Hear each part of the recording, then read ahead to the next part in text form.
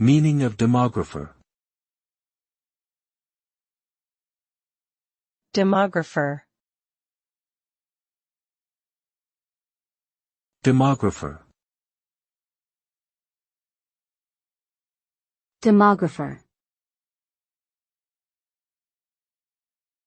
Demographer. A demographer is a social scientist who studies human populations, particularly their size, structure, and distribution. They use statistical methods to analyze demographic data, such as birth and death rates, migration rates, and age and gender distributions. Demographers also examine population trends and make projections about future demographic changes. They may work in various settings, including academia, government agencies, and private research organizations. Overall, demographers are essential in helping policymakers, businesses, and other organizations understand population trends and plan for the future.